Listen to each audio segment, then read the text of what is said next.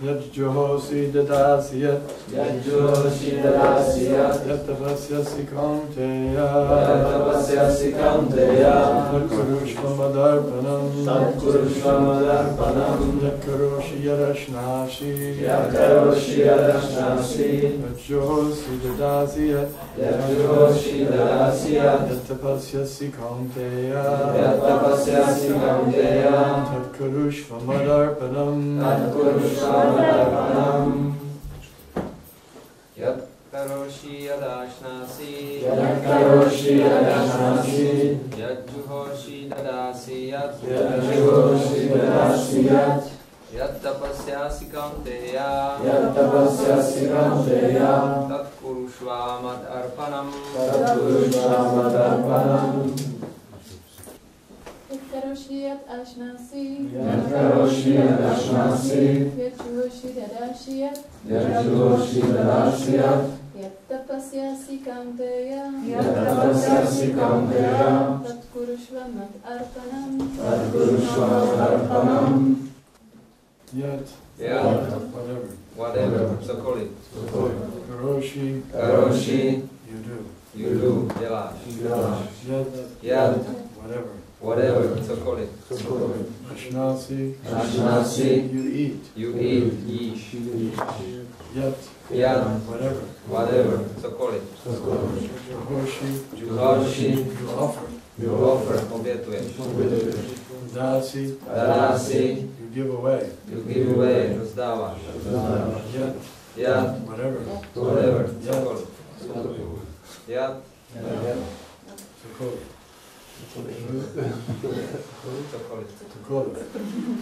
Tapasyasi, austerities you perform. Podstupuješ askezi.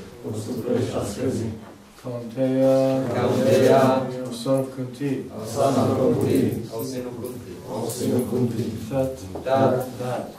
That. Kurushva, do, dělej. Mat, unto me. Mně. Arpanam, as an offering. Jako oběť. Translation. Whatever you do, whatever you eat, whatever you offer or give away, as well as all austerities that you may perform, all that you do, all that you eat, all that you offer and give away, as well as all austerities that you may perform, should be done as an offering unto me. Překlad o synu Kunti. Vše, co děláš, jíš, obětuješ či rozdáváš, jakož i veškerou askezi, kterou postupuješ, dělej jako oběť mě. Report by His Divine Grace, A.C. Bhaktivedanta Swami Prabhupada. Thus, it is the duty of everyone to mold his life in such a way that he will not forget Krishna in any circumstance. Význam od Vinokožské milosti A.C. Bhaktivedanta Swami Prabhupada. Povinností každého je uspůsobit si život tak, aby na Krishnu nezapomněl za žádných okolností. So how do you do that? Takže tohle to dokážeme. The other people, they don't think you can think of God even for 1 minute, what to speak of not forgetting Him. Lidé si myslí, že na Boha se nedá myslet ani minutu, natož na něj nezapomenout. If you ask them, are you remembering God? Když se ptáte, jestli myslí na Boha. Well, they're bowing down to God, some people. Okay, so they're remembering. Ano, někteří lidé se klání Bohu, takže ti na něj myslí. And some are praying to God, give me a new car. Modlí se k Bohu, pošli mi nové auto. Give me bread. Pošli mi chléb. This is also remembering God. To je taky myšlení na Boha. And some of them are reading scriptures about God. A někteří čtou písma o Bohu. This is remembering. To je také vzpomínání. We also use that power. We also read scriptures. My také čteme písma. We also read what Krishna is saying. A také čteme, co Krishna říká. Or we read about his glories. Čteme o jeho slávě. How great he is. Jak je velký. They have some idea of how great he is, but not complete. Oni mají také nějaké pojetí o tom, jak je Bůh velký, ale ne dokonale úplné pojetí. We also don't have. No one can understand God's completeness. My také nemáme úplné, nikdo totiž nemůže dokonale pochopit Boha. Lord Anantadev has been trying to enumerate the glories of the Lord since a long time, and he has 1,000 hoods, and still he can't come to the end of the glories of the Lord. Pan Anantadev už se dlouhou dobu snaží popisovat slávu Pána, i když má tisíce hlav, tak jeho popisy neberou konce. And even Krishna himself can't fully understand his own, the extent of his own glory. A dokonce i samotný Krishna plně nechápe rozsah své slávy. Because it's always increasing also. Protože se neustále zvětšuje. What kind of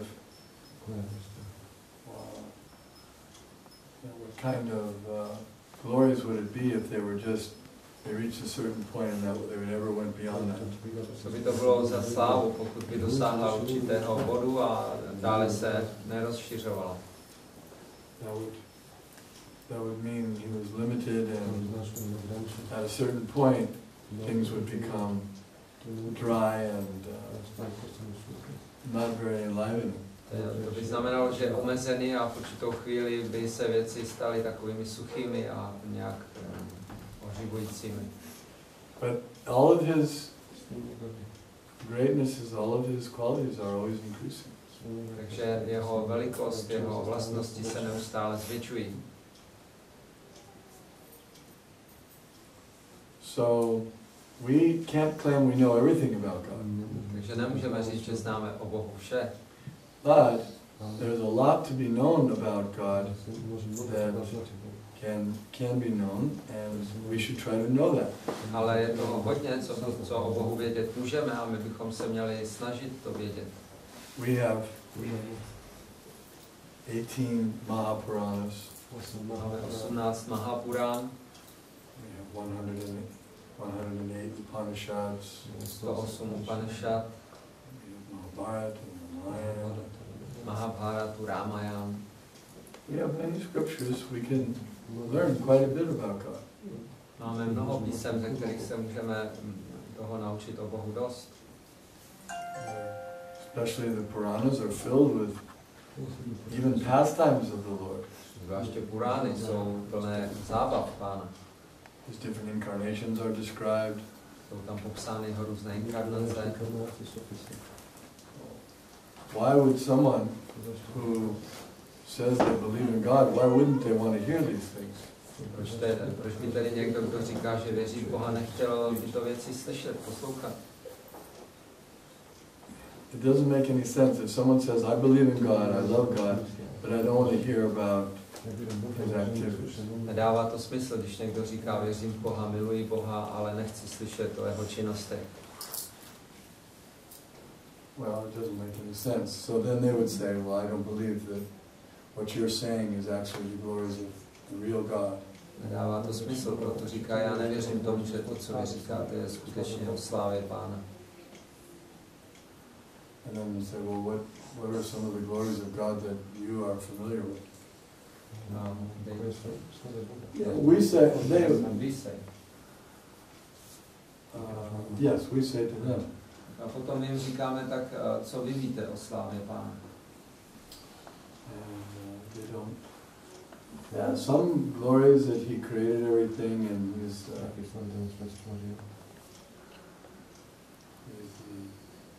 he's all knowing. Oni řeknou něco, že jako stvořil všechno, že je vševědoucí. He's all powerful. Všemocný. That's good, but how is he all powerful? How is he all knowing? Je v pořádku, ale jak je všemocný, jak je vševědoucí? How is he all merciful? Jak je nejmilostivější? Now, a real scientist, he'll not say, if someone in another part of the world makes a scientific discovery, he'll want to know about it. Skutečný vědec, když se dozví, že na druhé straně světa někdo učinil nějaký vědecký objev, tak on o tom bude chtít vědět.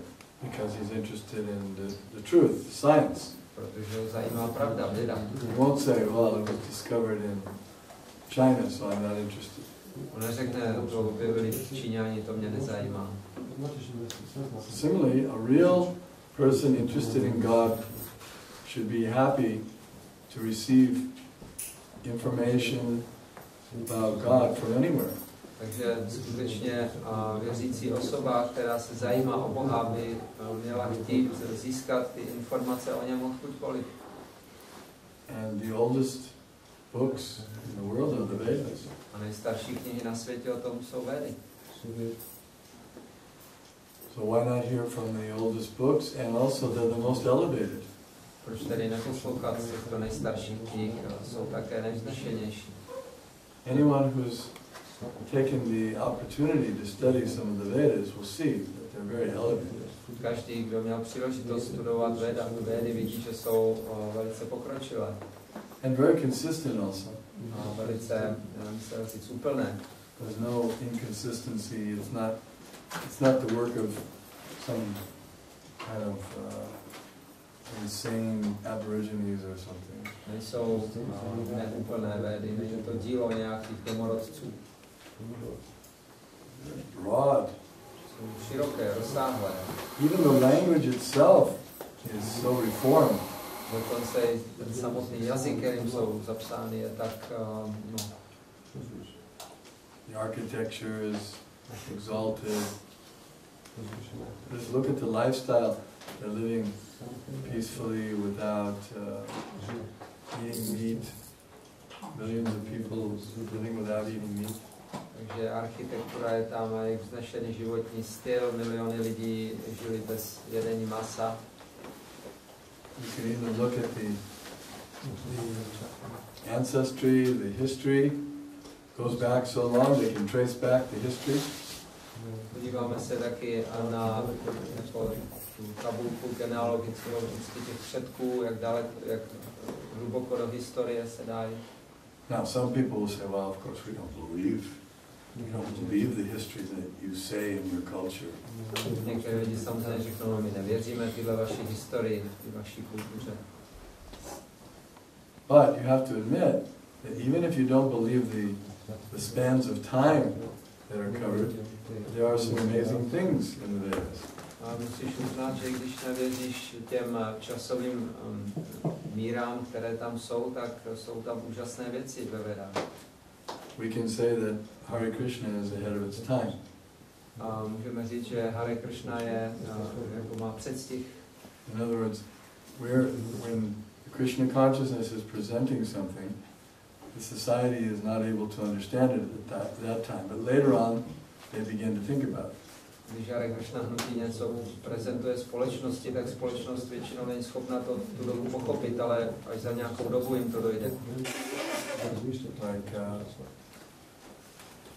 back in the 60s and 70s, Hare Krishna was saying that you shouldn't eat meat. Not good. V 60. 70. letech Hare Krishna říkali, že by se nemělo jíst maso, že to není dobré.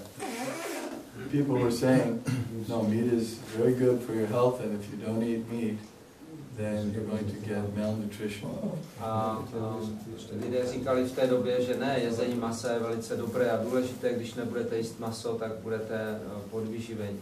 You may die you may not get enough nutrients, you may die. Můžete zemřít, protože nebudete mít dostatek proteinu nebo výživy. But after some time they realized, no, actually vegetarianism is better. Ale po nějakém čase zrealizovali, že vegetariánství je lepší. Hare Krishna was right. Hare Krishna měli pravdu.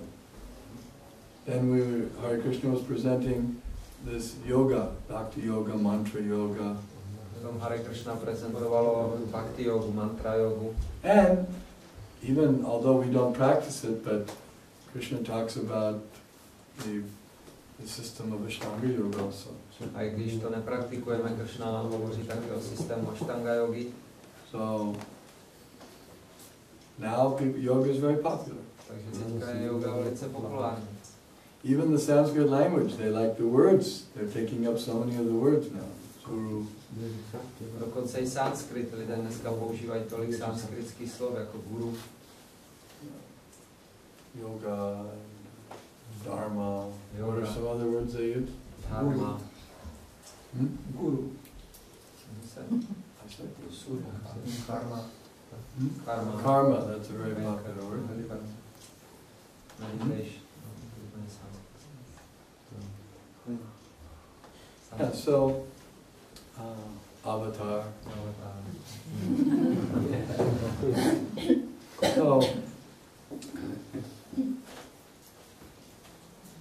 So now they're appreciating that there's something in yoga they like. Takže oceňují něco na té józe, se jim líbí. Something into it. Something they like. Něco z toho se jim líbí. But in the beginning, they said no. Ale na začátku říkali ne. Then chanting. Potom zpívání. Kirtan. Kirtan. So in the beginning they said no. Mind control. What is it? Brainwashing. You're going on chanting, mindlessly chanting. Na začátku říkali, že vymývání mozku jenom tak bezmyšlenkovitě zpíváte. Now they're interested in mantras. A teď je mantry zajímají. Hare Krishna say, sex is not good. Hare Krishna říkají, že sex není dobrá věc. Illicit sex is not good. Nezákonný sex není dobrá věc. So they say, no, that's good. Říkají, ne, to je dobrý. But now they're beginning to wonder, maybe it's not so good. A teďka už začínají přemýšlet, možná to tak dobré není zase. Out of all of our books, our RVC publishing books, our number one seller is Brain Game. Takže z těch všech našich knížek, které vydáváme v Rupanu Galerii College, je ten Brain Gain jako bestseller. Na prvním místě se prodává. The wisdom of celibacy and chastity. A moudrost o celibátu a cudnosti. So you would think that they're not interested in that, but they are interested. Takže člověk by si myslel, že to nezajímá, ale zajímá. We're always presenting things beyond their immediate ability to understand. Takže my vždycky prezentujeme věci, které jsou mimo jejich tu okamžitou schopnost chápat. Just like I was speaking when I was in Orlando, I was saying that we were going to make our display of our eco farm, and we'll show how to live without electricity, without computers, without petroleum, without automobiles, without all the telephones. Když jsem byl v Orlandu, tak jsem říkal, že tam chceme vytvořit ekofarmu, na které by se žilo bez počítačů, elektřiny, mobilů a těchto nafty a tak dále. So the man, he was a very sharp man. He said Americans won't be able to accept all that. Maybe some windmills and solar panels, but that's too. You're going too far. No, ten člověk říkal, no, byl velice chytrý a říkal, ale to Američani nebudou schopni přijmout, možná nějaký solární panely nebo větrný mlýn. I told him, I said, Hare Krishna is always ahead of his time. We're always one step ahead of everyone. A já jsem mu říkal, že my Hare Krishna jsme vždycky krok kupředu před ostatními. You may think that people won't accept it, but you wait a little bit, they'll see that this is the real way to live without all these extraneous unnecessary things. Lidé si myslí, že bez toho nemůžou žít, ale počkej chviličku a vidíš, že lidem to taky dojde, že tohle jsou zbytečné věci. We were right about vegetarianism. Píšeme o vegetariánství. We were right about yoga. Měli jsme pravdu s vegetariánstvím, s jogou. We were right about mantras. S mantrama. We were right about celibacy. Celibátem. And now we're also right about self-sufficiency. You don't need any of these unnecessary.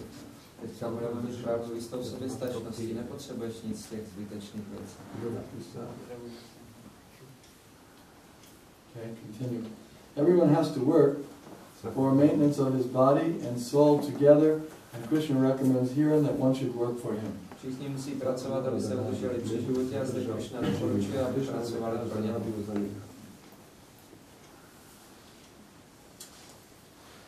Everyone has to eat something to live, therefore he should accept the remnants of foodstuffs offered to Krishna. Všichni musí také něco jíst, aby žili, a proto mají přijímat zbytky jídla obětované Krishnovi. what is the loss for anyone to eat Krishna prasad? Co tím někdo ztratí, když bude jíst Krishna prasádam? No, either way you have to eat. Takže You have to eat either way. Jo, takhle. V každém případě musíš jíst. Whether you eat Krishna prasadam or you eat regular food, you have to eat. Jestli budeš jíst Krishna prasádam nebo obyčejný jídlo, musíš jíst něco. Sometimes people, when we're distributing prasadam to the public, Když rozdáváme jídlo na veřejnosti, someone comes up to the person we're distributing and says, don't eat it. někdo přijde k tomu člověku, kterému jsme dali prasádam, říká, nejez to. They worship idols. Oni uctívají idoly. They offer this food to the idols. Oni tohle jídlo obětují svým jako modlám. So I asked the person, I said, so do you believe in idols? Já jsem říkal, vy věříte He said, of course not. tyhle modlit? Ne, samozřejmě, že já Do you believe that the idols can eat the food? Vy věříte, že ty modly to můžou jíst to Of jídlo? course not. Samozřejmě, že ne. So then what's the problem? Is the idols they don't do anything, so it doesn't do anything to the food? The idols don't exist? Co je za problém? Tyhle ty modly to jídlo nejedí, tak co je za problém? What's wrong with eating the food? There's no such thing as idols, right? Co je špatného na tom, to sníst tohle jídlo? Idoly, nebo ty modly neexistují, ne? So what difference does it make if we offer the food to something that doesn't exist? Takže jaký rozdíl to dělá v tom, že to jídlo obětujeme něčemu, co neexistuje? Here, would you like one? No! It's of the idols. Modlám obětovat. But there are no idols, right? They don't have life, so what are you worried about? Říkal, že ty modly nejsou živé, tak čeho se bojíte? So they are worried. Se bojí ve skutečnosti. But from our point of view, there's nothing to lose because if God exists and He eats, and we eat His remnants, we make spiritual progress. Takže z našeho pohledu my nic nestrácíme, když Bůh to přijímá a my to přijímáme potom po něm, tak děláme duchovní pokrok. And if there's no such thing as God and God doesn't eat, then there's no harm anyway. A jestliže Bůh není, nebo jako, že by Bůh jedl, nic takového neexistuje, tak zase není problém. So either we win or we break even. A buď vyhrajeme, anebo je to jako nerozhodně. But for them, either they break even or they lose. Ale pro ně to buď nerozhodně, anebo ztrácí. So where is it better for us? Takže je to lepší pro nás. If there is God and we're eating His food, we win. Jestli Bůh existuje a my jíme jeho jídlo, tak tím získáváme, vyhráváme. And if there's no God, we break even. A jestli Bůh není, tak je to nerozhodně. And if there's, for them, the best they can do in break even, if there's no God, they break even. A pro ně, jestliže Bůh není, tak pro ně je to nerozhodně. But because if there is God and they're not taking His food, then they lose. Ale jestli Bůh je a oni jeho jídlo nejedí, tak potom ztrácí, prohrávají. So what's better logic? Takže co je lepší logika? Continuing. Any civilized man has to perform some religious, ritualistic ceremonies. Therefore, Krishna recommends, do it for me, and this is called archana. Každý civilizovaný člověk musí rovněž konat nějaké náboženské obřady. Z toho důvodu Krishna doporučuje, dělej je pro mě. To se nazývá archana. Yes, so civilized man has some religion. Takže civilizovaní lidé mají nějaké náboženství. So that means Christianity is civilization, Judaism, Islam, Buddhism. To znamená křesťanství, judaismus, islám, buddhismus, hinduismus. So they all have some ceremonies. Oni mají nějaké obřady všichni. Even the less civilized, they also have some ceremonies. Ti nejméně civilizovaní mají nějaké obřady. Right, just like I was visiting one place, they have the Ark of the Covenant.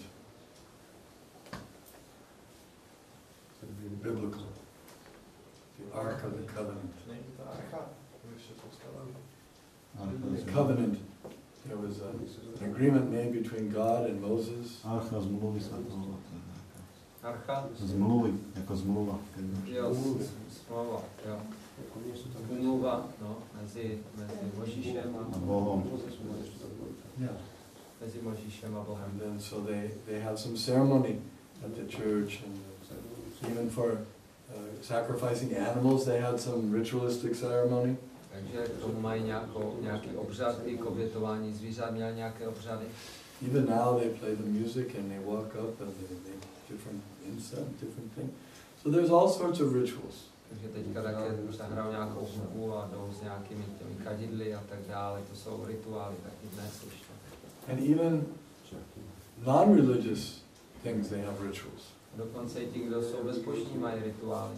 It's like when someone graduates from university. Jako když někdo vystuduje univerzitu. Very bizarre. To je velice bizarní. Puts on some strange clothes, black gowns. Divný oblečení si dají takové ty čepice a ty pláště černé. Walks up. Music plays. Nějaká hudba hraje od toho. I don't know, what do they do? I haven't been to one lately. Yeah, they give a diploma and shake the hand. Takže dají jim diplom, potřesou rukama. Red tube. Červené tuby. Červené tuby diplom. So they have their rituals. Takže oni mají ty rituály své. In so many things. Tolik věcí. Tolika věcí. Marriages have rituals. Svatba, taky But see, they have marriage rituals, but God is taken out. Oni dělají ty svatební obřady, ale Bůh tam není. So the marriage, Vivaha Yagya, it should be a ritual, it's a samskara, but God should be, that's what he's saying here, the ritual of the marriage should be for me. To je to, co tady Kršna říká, že ten rituál toho ty svatby, svatební obřad by měl být pro mě vykonán. Both husband and wife should promise, we're going to serve Krishna together. Manžel i manželka by měli slíbit, že budou sloužit Kršnovi dohromady společně. We promise, we vow, we're going to serve Krishna together. My slibujeme, že společně budeme sloužit Kršnovi. All these rituals that are done, they should be for his pleasure. Všechny ty rituály, které se dělají, obřady by měly být vykonávány pro jeho potěšení. It's like in the in America formerly, when I went to school, it was obligatory. Everyone had to say the Pledge of Allegiance to the flag of the United States every morning. Když jsem chodil na univerzitu, v těch dobách každý musel přísahat na americkou vlajku. You had to put your hand over your heart, Dát si ruku na srdce, stand up, postavit se. and you had to recite this prayer to the country. A pak člověk musel recitovat tu modlitbu ke své zemi. And I pledge my allegiance to this country. Takže skládám slib této zemi. And this nation under God. Tento národ pod vedením Boha. So that was good. They had some idea that this ritual should be dedicated to God. This country should be dedicated to God. Takže to je dobré. Měli nějaké pojetí o tom, že tento rituál, tato země by měla být obětována Bohu. But then times changed. Ale potom se to změnilo. Some people objected. A lidé měli proti tomu námitky. Why should we say under God? We're not sure there's God. Proč bychom měli říkat jako Bohu, když si nejsme jistí, že tam je Bůh. So the atheists, they objected very strongly, and finally they won. So it was taken out. Now they don't say that anymore. Takže ateisté si hodně intenzivně stěžovali a nakonec se to teda No pledge of allegiance, no God in the... Už tam v těch slibech není nic o Bohu. But see, that was good. In other words, just like the country America was based on, that in God we trust, they put on the money. Takže jako Amerika byla založena na tom, věříme v Boha a dali to i na bankovky. It's a good sentiment. Je to dobrý sentiment. And Prabhupada asked the question that nobody could answer. A Prabhupád se ptal otázku, kterou nikdo neměl zodpovědět. Who is God that you're trusting? Kdo je ten Bůh, který ho You věříte? know who God is that you're trusting? Víte, kdo je Bůh, který ho věříte? They don't know. Nevíte. We're giving that information. God is Krishna. Takže my dáváme tu informaci. Here he is, the most attractive person. Bůh je Krishna, tady All je attractive. nejpřitažlivější osoba. He's got everything. Má všechno. Everything you could want in a God. Všechno, co můžete want. Everything that you could want. Jo, co byste mohli chtít, tak Bůh má. What could you add that Krishna doesn't have? Co byste mohli přidat, co Krishna nemá? He's the most powerful, Je he's the most nejmocnější, beautiful, nejkrásnější, most intelligent, nejinteligentnější, most renounced, nejodříkavější, most merciful, nejmilostivější, most wealthy. nejbohatší. He can do everything. Může dělat všechno. So, why would you not want a God like that? Tak proč byste nechtěli Now, takového Boha? if we were presenting some old, ugly, obese God, you know, that's crippled, Ale kdybychom představili nějakého starého a Mean, invalidního, cruel, krutého, hateful, ošklivého Boha, který nenávidí všechny. but no, he's not like that. Ne, on takový není. He's playing his flute, dancing, Své na flétlu tančí. inviting everyone to come with him, come back to his abode. He's taking everyone. A všechny zve, aby se vrátili zpátky do jeho sídla. Každého zve. What better God than that? Jakého lepšího Boha byste He si forgives you of all your sins. All you have to do is chant his name. odpustí vám všechny vaše hříchy. Všechno, co máte dělat, je zpívat jeho jméno. Hare Krishna, Hare Krishna, Krishna Krishna Hare Hare, Hare Rama, Rama Rama, Hare Hare. He's saying, just chant my name even once, that's sufficient. Já zpívám moje jméno, i kdyby jednou, to stačí. So, anyone with the ordinary brain would think, once only I have to chant, I can be free from all my sins? Každý, kdo má mozek v pořádku, tak si řekne, jenom jednou stačí zpívat, aby se zbavil hříchu. You would think, at least I should try it privately. Tak by si řekl každý normální člověk, tak to zkusím být někde jako ustraní. Maybe not publicly, but privately I should at least. What have I got to lose? Možná ne veřejně, ale někde o samotě, co ztratím nakonec. So what could you add to make a better God than Krishna? I can't, even if you tried to figure out something to make a better God, how could you come up with better than Krishna? Takže kdybyste se snažili přijít na něco, co byste ještě horšího přidali, aby byl lepší Bůh, tak těžko na něco přijít. Even if you had a contest on the internet, and whoever could come up with the best qualities for a God. A kdybyste měli takovou soutěž na internetu a každý by přišel ještě s nějakou lepší vlastností Boha. Could they come up with anything better? Mohl by někdo ještě navrhnout něco lepšího. Some people, like I know one person, he said, well, if I were God, I would adjust things. Znám jednoho člověka, který říkal, kdybych já byl Bůh, tak bych trošku věci udělal jinak. So how would you adjust things? Jak? He said, well, I wouldn't make it so that people suffer. I don't think God should want any suffering. Takže já, kdybych byl Bůh, tak bych to zařídil tak, aby lidé vůbec netrpěli. Bůh by vůbec neměl zařídit takhle věci, aby lidé. Okay, so how would you stop the suffering? Takže jak bys zastavil to utrpení? Let everyone go back to the, to the abode of God or whatever, and they'll just have happiness there, none of this suffering and death and killing and fighting and anxiety, none of that. Everyone just goes there. Jenom bych je nechal jít zpátky k Bohu do Božího království a konec umírání a zabíjení a všech těch věcí.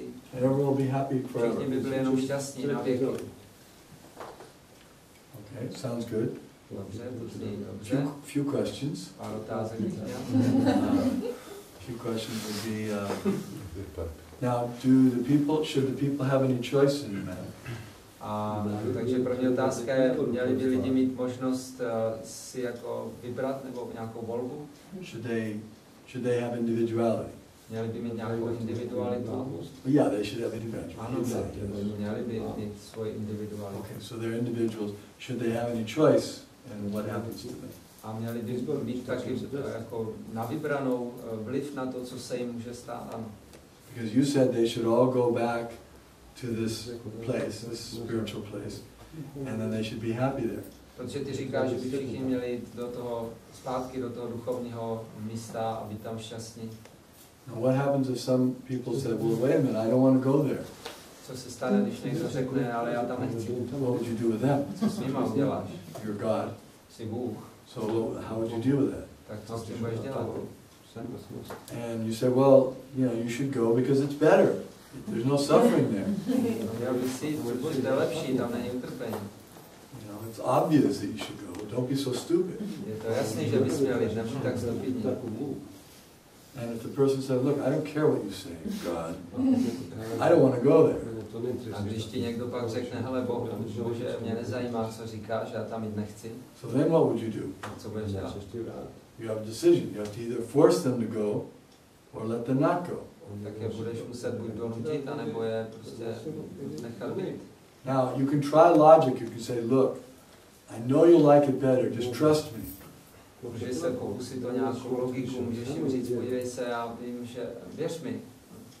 Person says, I don't want to go. Ale ten člověk, Can't you understand? I don't want to go. I don't trust you. I don't want to go. Nechápeš to, já nechci, já ti nevěřím, já tam nejdu. So now, you have to decide what to do. Teď se musíš rozhodnout, co dělat. So if you force him to go, you make him go. Když ho donutíš jít, Either you take away his individuality, you say, okay, I'm going to zap you, and you're not going to be an individual anymore.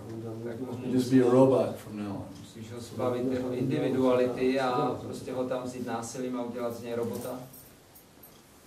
That's not a very good idea, making everyone robots. To není moc dobrý nápad z každého dělat robota. Or, then you have to force him against his will to go. Nebo musíš donutit proti jeho vůli, aby šel. And if you force this person to go against his will, who doesn't want to go, what is he going to say? A když ho donutíš proti jeho vůli a on nechce jít, tak co mu řekneš? Will he be happy? Že bude šťastný? Say, no, I don't want to go, I don't want to go, I curse you, I hate you, I'll never go. Ne, I'll kill you. Nebudu, já tě nenávidím, já tě proklínám, nikdy tam nebudu, já tě zabiju. So how will he be happy? Tak jak bude šťastný? So can you imagine, you're forcing someone to live eternally in something, a place he doesn't want to go to. Ty tady chceš po někom, aby žil věčně v místě, kam jít nechce. And he's going to tell his friends too. A on to řekne známým. You know, this God, he forced me to be here and I don't want to be here. It's terrible. He's rotten, he's a rascal. Ten Bůh mě nutí, abych tam s ním byl, ale to je hruza, já tam nejdu. He'll convince all of his friends. Přesvědčí všechny své přátelé. So then you've got all these people in this wonderful place cursing you. A potom to skončí tak, že tam v tom úžasném duchovním místě máš spoustu lidí, kteří tě proklínají. You've got problems. Máš problém. But the real God has a perfect system. Let everyone do what they like. Skutečný Bůh má dokonalý systém, nechá každého dělat, co chce. If they want to go there, they can go there. Jestli tam chtějí jít, můžou tam jít. They want to stay here, they can stay here. Jestli zůstat tady, můžou tady. You want to go to another planet? Yanti deva vrta deva janti prativataha bhutani yanti bhuteja yanti madhyajinopima. You can go to the ghosts if you want. You can go to the demigods. You can go to the forefathers. Takže jestli chceš, můžeš jít na jiné planety, k duchům, k předkům, k polobohům. You can have whatever you want. Můžeš mít cokoliv chceš. Jayadama prapajate. That's a perfect system. To je dokonalý systém. He's not responsible, you're responsible. On není zodpovědný, ty jsi zodpovědný. You choose and you get the results. Ty si vyber a dostaneš za to výsledky. And it's such a good system that even if you've rejected him since time immemorial, A je to tak dobrý systém, že i když už ho odmítáš od nepaměti, that if in a moment you decide, hey, wait a minute, I'm going to surrender to Krishna. tak když se najednou rozmyslíš a řekneš si, odezdám se Krishna. Hey Krishna, hey Govinda. Okay, immediately Krishna says, okay, I forgive you everything. Okamžitě ti Krishna všechno odpustí a pozve tě zpátky. But if you also want to leave and go to the material, that's also A jestli ho chceš opustit tady do hmotného světa, můžeš jít. perfect system. Dokonalý systém. No one can blame anyone else for anything. Nikdo nemůže nikoho jiného vinit.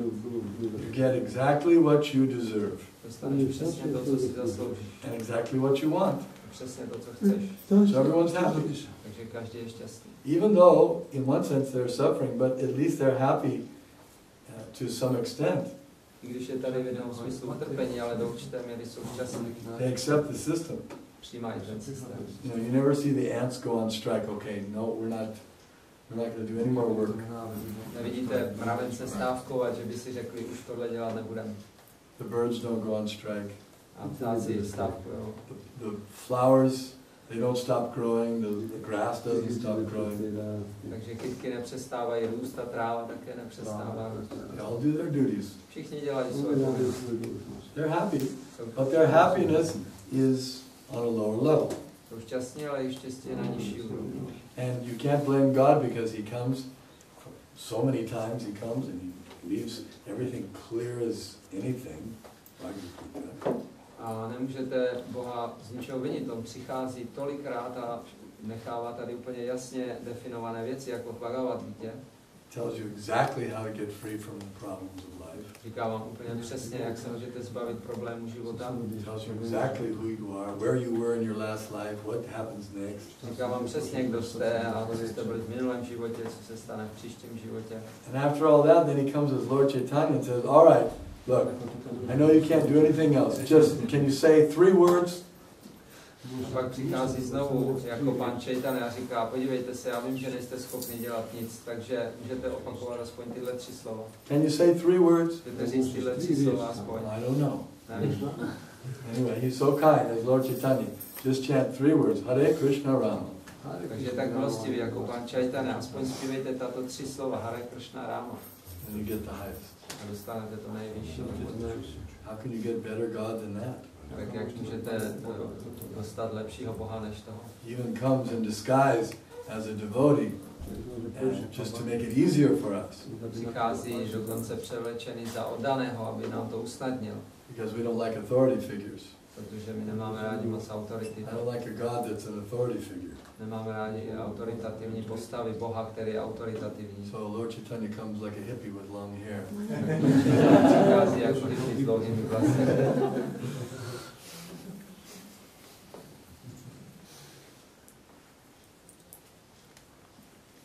Okay, any questions? Nějaké otázky?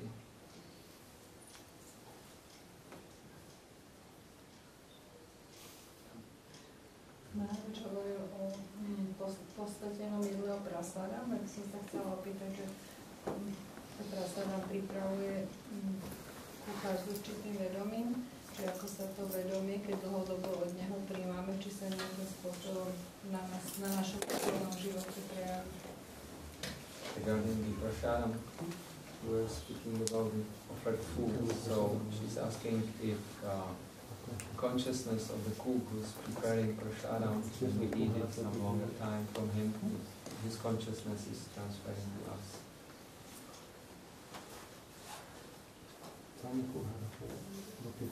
Krishna purifies everything. Krishna všechno očistí.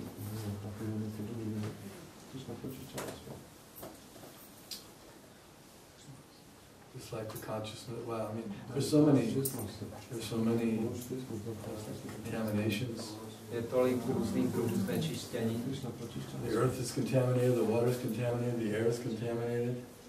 Půda je znečištěná, vzduch je znečištěný, voda je znečištěná. People who drive the vegetables are contaminated. People who make the vehicles that drive the people that drive the vegetables are contaminated. Lidi, kteří vozí tu zeleninu, jsou znečištění a ty, kdo vyrábí auta, která vozí ty lidi, kteří vozí zeleninu, jsou taky znečištění. Yeah, everybody's contaminated. The whole thing's contaminated. Všechno je kontaminované. Luckily, Krishna can purify everything.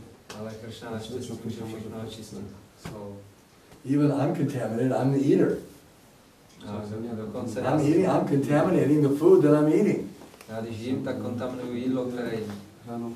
So you shouldn't eat because you're so contaminated. Luckily, Krishna purifies everything. Apapavidam. He's supremely pure, pavitram. Ale naštěstí Krishna očišťuje všechno, je nejvyšší čistý, pavitram.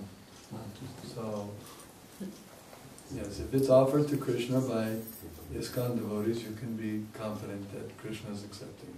Takže jestliže je to obětováno Krishnovi ISKCONskými odanými, tak si můžeš být jistá, že Krishna to očistí. Otherwise, if we get too paranoid, then we won't, we'll lose too much weight. We won't eat prasadam. Když budeme příliš paranoidní, tak ztratíme váhu, nebudeme jíst moc prasáda. We don't take food from Mayavadis though. Nejíme od Mayavadis. Or karmis. Nebo karmis. Yeah, we don't eat their food. Jejich jídlo nejíme. We have to make the line somewhere, but we draw the line for Mayavadis and karmis and vikarmis. Takže někde musíme udělat hranici a ta hranice je, že nejíme od karmis, vikarmis a Mayavadis.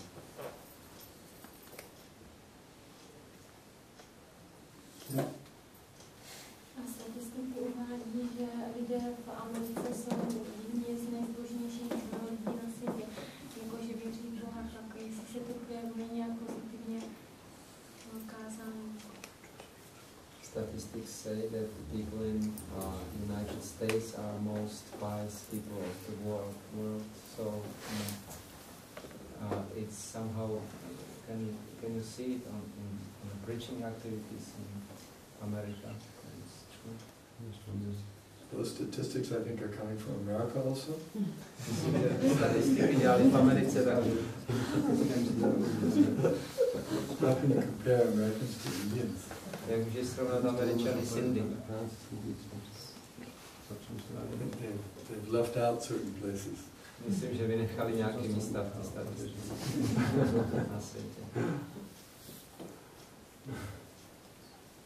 When I was in South Africa in 1980 or something, I was starting the Bhakti program there. Yeah, early, 1980. Jsem v Jižní Africe začínal Bhakti program v 80. letech. So we were doing programs, they had these campaigns, were a big tent program, and many people would come, and it was all Indians. From, their heritage was from India. Dali jsme ty velké programy v těch velkých stanech a chodilo tam spousta Indů nebo lidí, kteří měli vlastně předky z Indie. Because of, apartheid, no one could mix, so the Indians didn't mix with the whites, they didn't mix with the black Africans. Takže díky apartheidu se Indové nemohli sdružovat s někým jiným z bělochy nebo z černochy. So they could only stay with Indians. Mohli zůstat jenom s Indy. So we had about 25 young men join the Bhakti program for training from 17 age up to 28. Tak jsme měli asi 25 From age about 25 bhaktů od 17 do 25 let se připojilo. So these young men from 17 to 28, none of them had ever had illicit sex, intoxication, gambling, or media. Takže nikdo z těchto mladých kluků neměl nikdy se nedopouštěl těch hříšných činností. Tak to je vědská kultura. That's even separated from India. A to je dokonce není ani jako v Indii. And in the 100 years that the Indian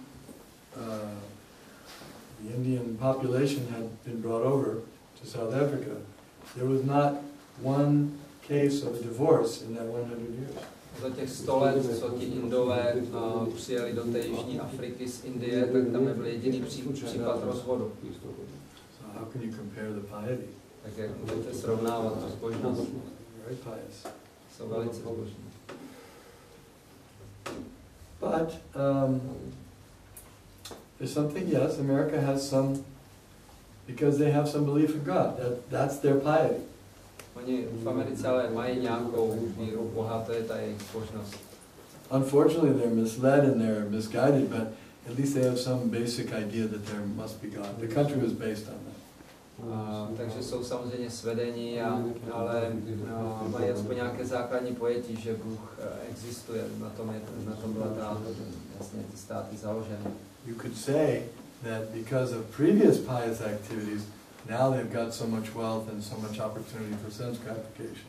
It's a result of their past pious activities. Můžeme říci, že ten současný stav, kdy mají takové možnosti bohatství a možnosti ke smyslovému požitku, je výsledek těch minulých zbožných činností. But they're not performing very many pious activities now. A teďka už moc zbožných činností nevykonávají. The only pious activities you could say is fortunately they're allowing the Krishna consciousness movement to be there. A jediná zbožná činnost je, že naštěstí dovolují Hare Krishna hnutí, aby tam fungovalo. Bhagavad Gita ki jai.